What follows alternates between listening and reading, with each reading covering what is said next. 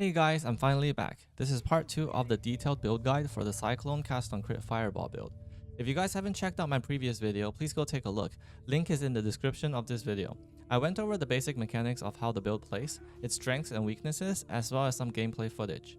This video is mostly going to be a detailed explanation of the gear and the PoB, what mods we're looking for on each piece of gear, what stats we need to balance, and basically everything you need to know to get your character up and running. Before we start, I want you all to go down to the description of this video and take a look at the resources I have posted. Resources that you will need if you want to make your character for yourself. In the description, you will find 3 PoBs of 3 variants of this build. There will be the original Pathfinder version, which I still believe is the strongest version, but does use the very expensive pair of focal point forbidden jewels. A Deadeye version of this build is about the same damage but slightly less tanky and is not fully ailment immune. However, it does not need the focal point forbidden jewels, instead it uses Pathfinder's Nature's Boon forbidden jewels instead. If both of those versions are still too expensive for you, you only have a Nemesis unique ring but want to experience the build, I will be sharing an entry level version. I've tried to limit every single rare gear on this build to only have 2 to 3 mods, and no expensive alternate quality gems or awakened support gems. This version is a Pathfinder, but we do not use any forbidden jewels at all. It still sports about 30 million DPS, with most of the defensive layers still in place. It might not be able to kill any Ubers, but you should be able to comfortably handle any endgame mapping content that you want to do. Both the Pathfinder and Deadeye PoB will also include 2 separate gear, tree, and skill gem sets, Endgame and Barebones. Endgame is what I have demoed in my video showcases, and Barebone isn't really Barebones, but more like my idea of how I would make the build to achieve the highest investment to performance ratio. On one side note, every single gear set that you decide to follow, make sure to be consistent. Like if you want to follow the Barebones set, please choose the Barebones set for the passive tree as well. Don't follow the Endgame set, but using the Barebones passive tree. If you go into the notes of the PoB I've shared, you will also find a very detailed guide with steps on how to craft all the gear for the Barebones versions, as well as a short checklist to make sure that your build is working properly. The notes will not include the crafting process of the gear in the endgame sets, since those are quite a bit more complicated to make, with more potential ways you can screw it up. Those deserve a own crafting video, and do let me know in the comments if there's interest for endgame crafting videos of any specific gear I use. You can also join our Discord, which I will link in the description. We have a small community of exiles playing this build already, and will gladly help you if you have encountered any problems with your character. Now, let's get started with the build, and let's start by talking about the mechanics behind the Cast on Crit skill gem. Cast on Crit builds are very complicated to put together, as it requires you to balance multiple aspects of your character such as attack speed, cooldown recovery rate, crit chance, and mana cost of your skills. For example, getting too much attack speed may actually lower your damage, and missing just 1% cooldown recovery rate would cut your damage in half. I will not be giving a detailed guide on how Cast on Crit works in this video, as I think it deserves an entire video dedicated to it. Luckily, one of my favorite PoE content creators, Subtractum, has an amazing informative video going over everything you need to know about Cast on Crit. Go check out that video if you need help, link is also in the description. For all our intents and purposes, here's what we need to make sure our Cast on Crit works. Firstly, we need to make sure that our dexterity and intelligence is equal, as we need them to be equal to get Brittle Conflux from our Leadership's Price unique amulet to cap our critical strike chance. This leads us to our second point. We need to make sure our Cyclone critical strike chance is either 100 or very close to 100%. Third is cooldown recovery rate. We can check our cooldown recovery rate if we go into the calculations page, we choose Fireball, we go to skill type specific stats, and we take a look at skill cooldown. As you can see, I'm getting 34% from my level 6 Awakened Cast on Crit, and I'm getting 19% from my elevated Shaper boots. Well, how much do we need? We need at least 52% to trigger our fireballs 10.1 times per second. I usually refer to this as being in third gear for your Cast on Crit trigger rate. Second gear would be triggering 7.57 times per second, which would require at least 14% and under 51% CDR. Obviously, triggering 10 times per second is much stronger than 7.5 times per second. Still rookie numbers, I'd say, compared to how easily I get triggered by PoE's trading system. So attack speed. If we're in third gear and we want to trigger our fireballs 10.1 times every second, we need to be attacking at around 10.1 times every second. We can be attacking less than this rate, but never over. As to the reasoning behind it, I'll leave it for you to figure out. Think of it as an extracurricular research opportunity, if you will. If your attack rate is less than 10.1, your fireballs will be triggering the same rate as your rate you are attacking. So it's best to get your attack rate as close to your trigger rate as possible, but never over.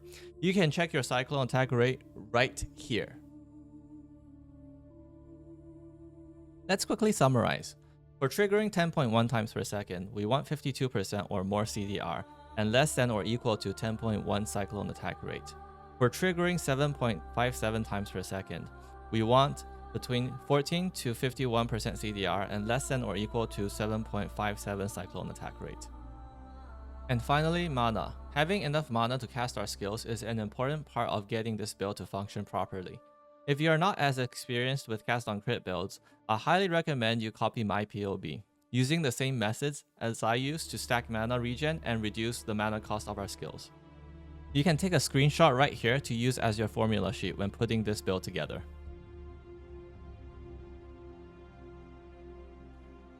Okay, let's take a look at the 3 PoBs I've shared. I will be mainly talking about the Pathfinder version of this build, but I will skim over the Deadeye and entry-level variants just to highlight the key differences of those variants compared to the original Pathfinder PoB, what gear I've changed or what gear I've dropped.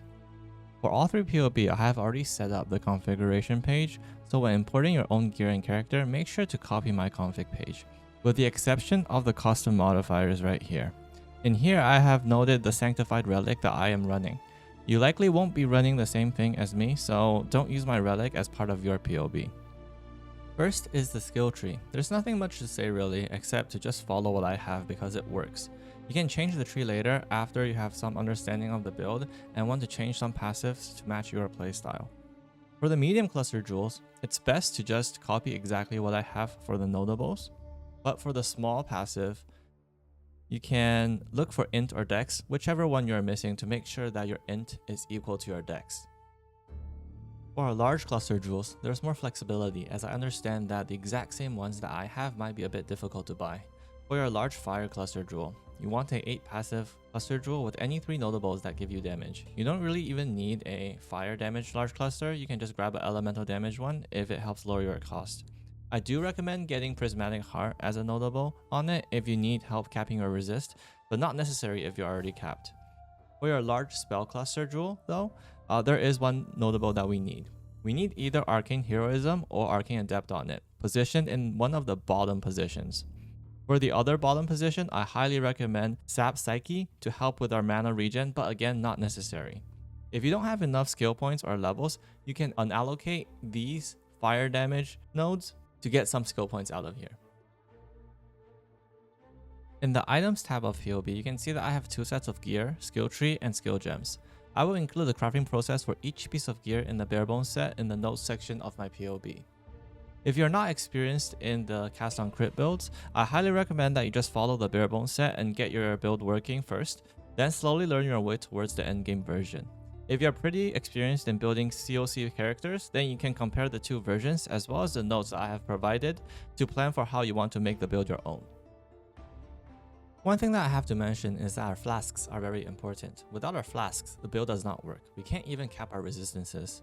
This is why you should copy the flasks I use as well as our suffixes and prefixes exactly to make sure that they're always up and they work.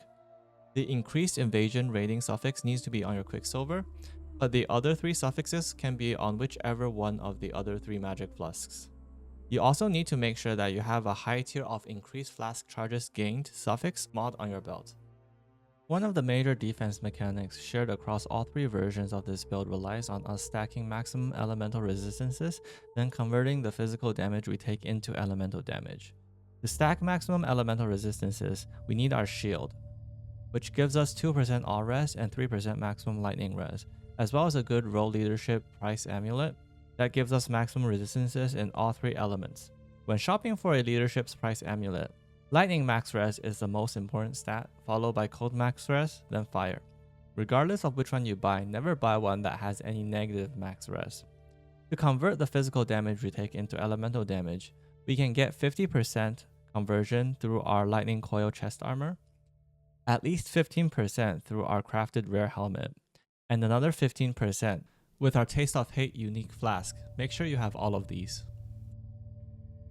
Finally, mana. The way I solve mana for this build is by reducing the mana cost of our skills along with just a little bit of mana regen. We need this.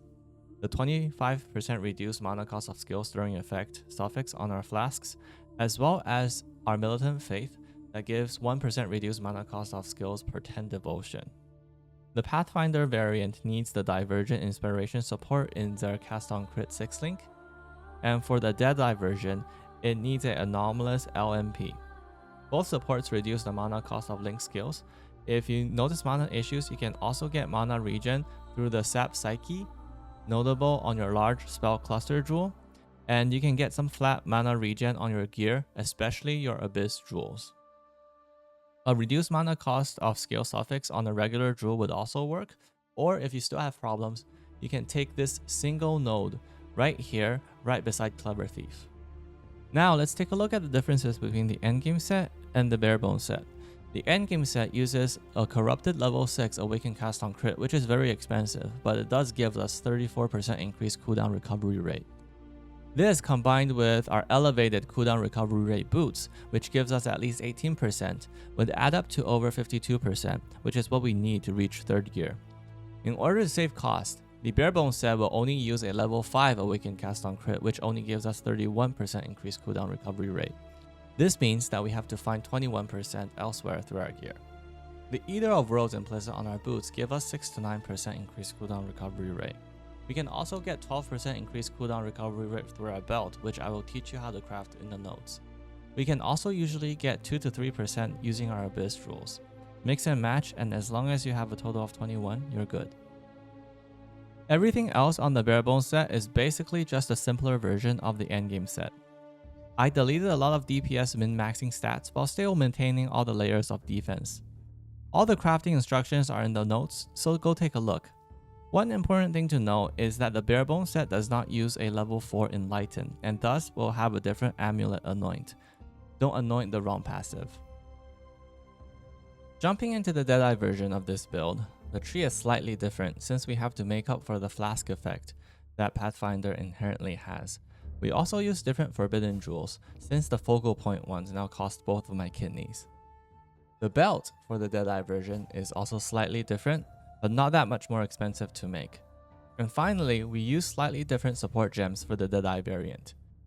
Since Deadeye already gets +2 projectiles through its ascendancy, we no longer need Greater Volley. We can grab Anomalous LMP, which allows us to drop the very expensive Divergent Inspiration for normal or Anomalous Inspiration, which is a bit cheaper. Now for our last Pathfinder starter variant. In this variant of the build, you can see that we are only looking for 2 to 3 mods on each piece of our rare gear, and for most of our unique gear, we are only looking for just 1 or 2 mods. One of our large cluster jewel has no notable, and the other smell damage large cluster only has 1 arcane heroism notable on it. We don't use any awakened or alt quality skill gems, and the only expensive jewel we use is the Power Charge Grand Spectrum. We still need 3 Grand Spectrum, but the other 2 can be whatever. I use Crit Chance since it is cheap and useful, but you can choose any other one if this video causes any price spikes. The only thing that is the same in this variant compared to the previous 2 more expensive versions would be the Flasks. You need good Flasks for the build to work. This entry-level variant only sports about 30 million DPS, but that's still 30 million DPS, with nearly 80% of the defensive layers of our endgame versions. This build shouldn't have any issues doing any endgame content, with the exception of Uber bosses. Lastly, before I sign off and end the video, let me just quickly show you how to count how many fireballs we have. If we go to the calculations tab of our PoB and we select fireballs, and down here at projectile counts, we can see that we have 5 fireballs. Now, if we go to Sniper's Mark, and here at Sniper's Mark Curse Effect, you can see that our Curse Effect is 2.2. A level 21 Sniper's Mark splits 1 fireball into 5. Multiply 5 by 2.2, that's 11. 11 plus 5 is 16, I have 16 fireballs. If you do not have as high curse effect as me, you will not have 16 fireballs. So make sure that right here, you input the right number for the accurate DPS calculation for the number of fireballs that you have. Okay guys, this is the end of the video. This was a long one and it took me ages to make. If you guys like my build guide and my content, be sure to hit the like and the sub. I still haven't met YouTube's bare minimum monetization requirement in terms of subs, so I greatly appreciate if you can help me get there. If you encounter any problems while making this build, be sure to come ask for help.